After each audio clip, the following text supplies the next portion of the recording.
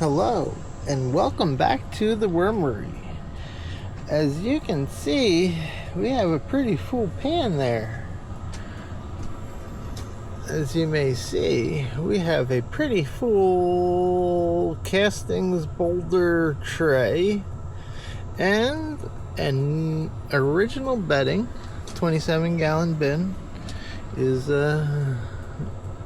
reloaded. We got some pet bedding in there. We got some bedding of cardboard and some maybe a little bit of white paper, mainly paper, cardboard and paper bag material. And if we open up the 40-gallon worm bin, it's a little messy, but you'll see our other bait tray resting in there, gathering its moisture, and its inhabitants are going to be occupying the original worm bin when we're done. We've taken our fans off of the top and we put them in our mini worm bin.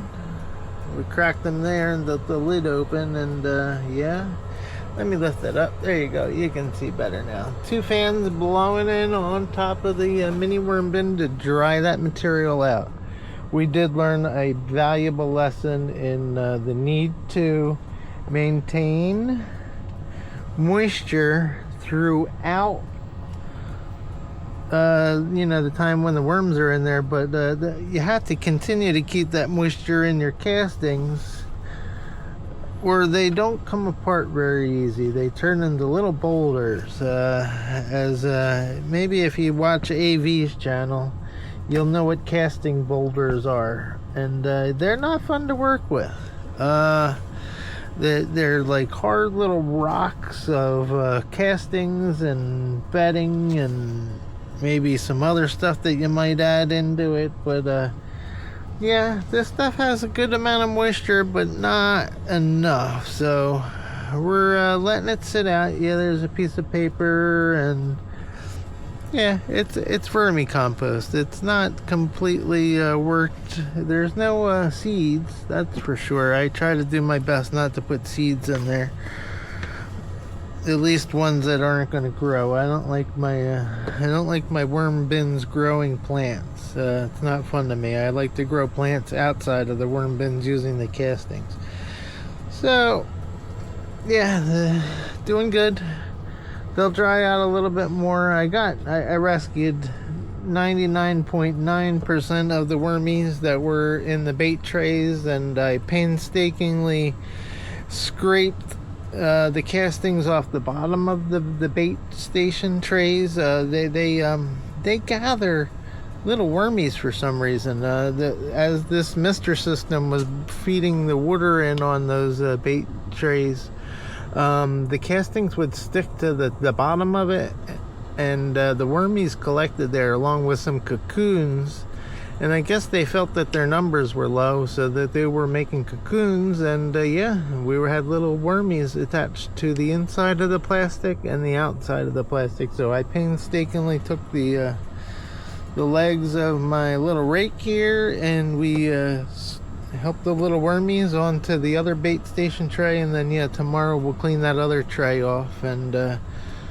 we'll put some more worms back in number one. And then when we harvest the mini worm bin, which I might not need the castings right away for, but we're gonna harvest it because we need to restart it. It's almost a year in service, and then yeah, we have a little bit, about another month or two on the 40-gallon worm bin. We just put a bunch of bedding in there and got all the bedding in there wetter than it was, because it was unnecessarily dry on the top from the fans. So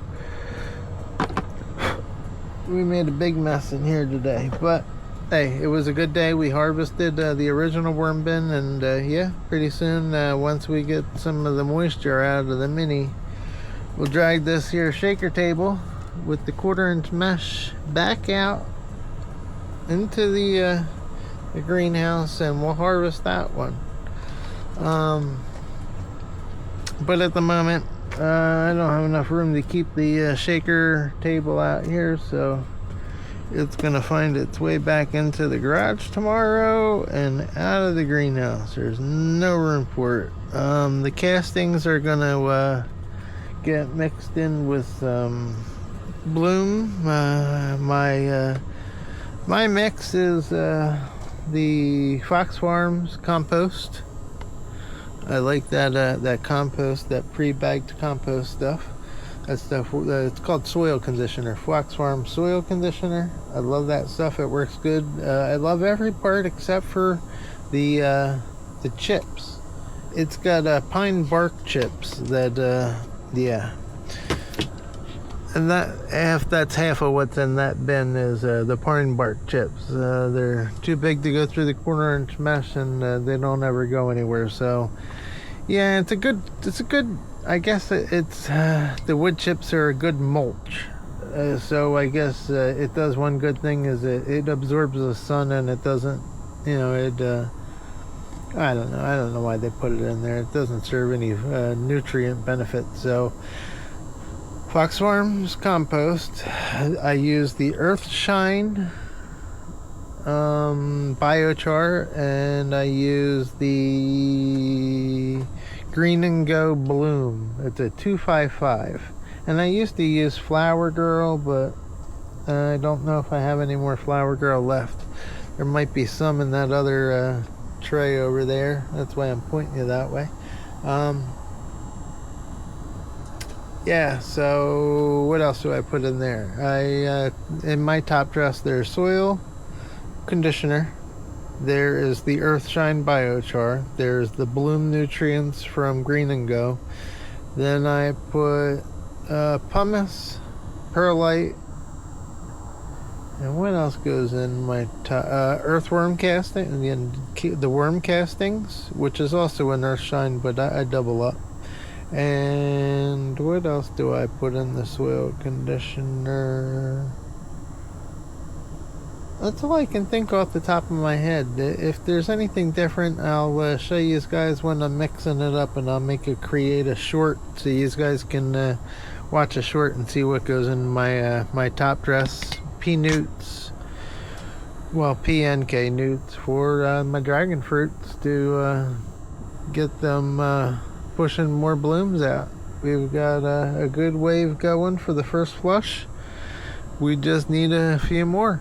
Alright guys, later. Thanks for checking out the video on the shaker table and the castings harvesting. There's all the castings from a 27-gallon bin. That's about 3 or 4 inches in a large concrete tub. I'd say that's a pretty good amount of castings for my first go around. Alright guys, please hit that thumbs up, and hey, if you got time, leave a comment. Good, bad, indifferent. Tell me what I can be doing better. Bye-bye now.